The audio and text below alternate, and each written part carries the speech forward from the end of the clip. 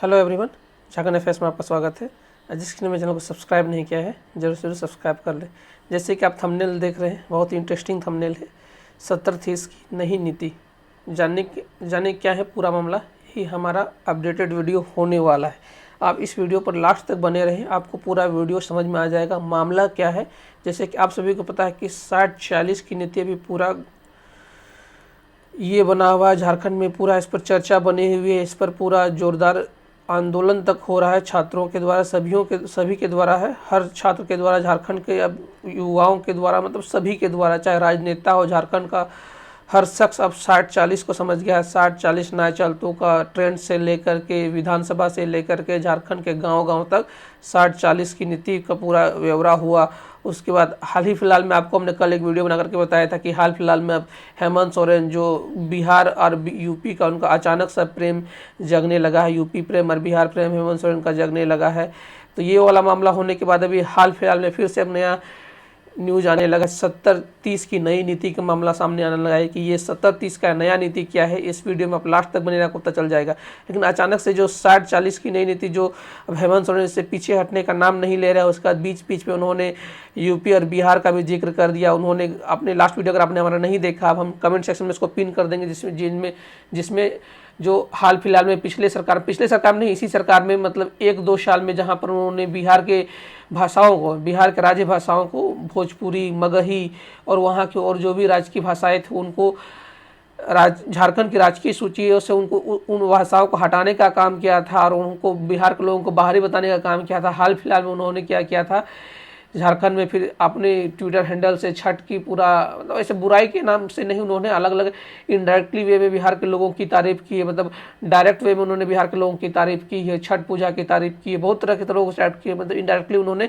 60-40 को directly support करने का काम किया है। लेकिन हाल फिलहाल में ये अब फिर से ये चर्चा में आ रहा है 70-30 की नीति। तो 70-30 की नीति क्या है, और आपको फिर से पता चल जाएगी कि हेमंत सोरेन के लिए फिर से एक टाइटल फिट हो जाता है, ऐसा कोई सगा नहीं जिसको हेमंत ने ठगा नहीं। आपको फिर से ये पता चल जाएगा कि 70-30 की नई नीति के तहत पता चल जाएगा कि 70-30 की नई नीति क्या है। और इस 70-30 की नई नीति के जब पता चल जाएगा कि ये हेमंत सोरेन के लिए एक वही शक है, हेमंत सोरेन ऐसा कोई सगा नहीं जिसको हेमंत ने ठगा नहीं। तो चलिए देखते हैं 70-30 की नई नीति क्या है और ये 70-30 की नई नीति कहाँ लागू होगी। तो 70-30 की नई नीति है कि देखिए, ये आज ही का जो न्यूज आउटलेट है, झारखंड में एक हाल फिलहाल में बहुत सारा केस पाया गया था। उसका केस के बाद एक कमेटी बैठाएगी, कमेटी बैठाने के बाद मतलब झारखंड में शराबों को लेकर के बार बार कंप्लेन आ रही थी, मतलब कुछ ब्रांडों के शराबों को लेकर के बार बार कंप्लेन आ रहे थे कि इसमें मिलावट आ रही है।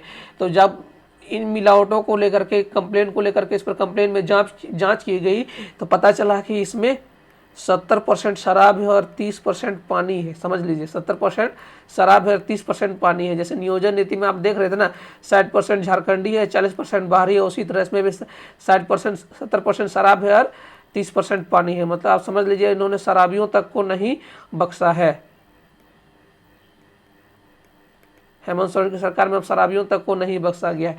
उसी में वही इनकी ये नई नीति है। आपको अब समझ में आ गया होगा कि मेरे कहने का तात्पर्य क्या था। हाल फिलहाल में जो इनकी नई उत्पाद नीति लाई गई थी, उसी के तहत इनमें लगभग झारखंड के टोटल 24 जिलों में से ये मामला आया था। लगभग 16 जिलों में, इनमें लगभग हर जिलों में केस हुआ है, हर जिलों में अलग केस हुआ है, अलग अलग जिलों में अलग अलग संख्या में केस हुआ है। और बहुत सारे जिलों में जो जहाँ से मामला पकड़ाया था, ये हजारीबाग जिले से मामला पकड़ाया था, जो पकड़ाए गए थे, जिसमें जो लोग संलिप्त थे वो खुद एक एक्साइज कांस्टेबल थे, एक्साइज उत्पाद एसआई थे, एक्साइज कांस्टेबल नहीं, खुद एक्साइज एसआई थे, और उनका भाई इसमें संलिप्त था। करते क्या थे, उन्होंने जो छोटे बोतल को गर्म पानी, छोटे बोतल के ढक्कनों को गर्म पानी से खोल देते थे, उसमें 30% पानी भर देते थे, एक्स्ट्रा शराब को निकाल देते थे और फिर उसको मिक्स करके बेच देते थे।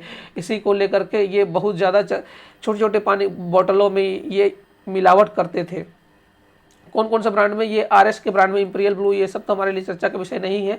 लेकिन जहाँ जहाँ पर ये केस आया है, देखिए अब लगभग हर जिला में, रांची, पश्चिमी सिंहभूम, बोकारो, गिरिडीह, हजारीबाग, रामगढ़, पश्चिमी सिंहभूम, सरायकेला, कोडरमा, दुमका, मतलब झारखंड के सभी जिला, गढ़वा, चतरा, सिमडेगा, लातेहार, गुमला, मतलब कुछ बचा ही नहीं है। जहाँ जहाँ पर केस हुआ है देखिए, पर 7, 2, 9, 6, 3, 2, 2, 3, 2, 7, 1, 1, 1, मतलब झारखंड सबसे ज़्यादा। चतरा में 12 केस हुआ है, फिर 10 केस हुआ है लातेहार में, लोहरदगा में टोटल 79 केस हुआ है। ये जहाँ का जो ये मिलावट का केस हुआ था, हजारीबाग में केस हुआ, तो वहाँ का एक दरोगा था, उसका भाई, ये लोग संलिप्त थे, दरोगा और उसका भाई ही ये लोग मिलावट कर रहे थे। तो आप ये मामला समझ सकते हैं, झारखंड का मतलब कुछ दरोगा ही इन्हीं इस तरह की चीज़ों में संलिप्त है। तो नियोजन नीति भी जब भी बनेगी ना, तो जब इस तरह की नीति होंगी तो मतलब नियोजन नीति जब होंगी, तो बिना खतियान की जब नियोजन नीति बनेगी, तो कोई भी बिना खतियान वाले नियोजन नीति में भी इसी तरह में अधिकारी भी संलिप्त होंगे, अधिकारी भी इसी तरह संलिप्त होंगे।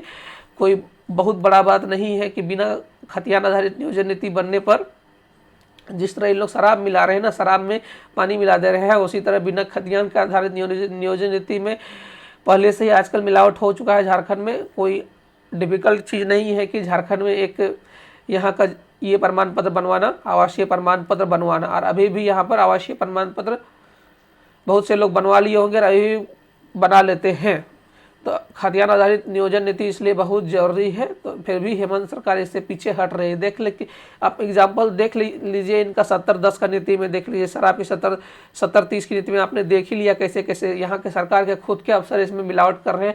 झारखंड का लगभग आधा से ज़्यादा जिला इसमें मिलावट के केस में आ चुका है। शराब की खिलावट, मतलब शराबियों तक को ठगने से नहीं बच पा रही है, शराब तक कोई नहीं बचा पा रही है, नियोजन को क्या बचाएगी सरकार? आपकी क्या राय है कमेंट सेक्शन में दे सकते हैं। और इस वीडियो को ज़्यादा से ज़्यादा लाइक, शेयर और सब्सक्राइब कर दें। और इस वीडियो को देखने के लिए आपका बहुत बहुत धन्यवाद।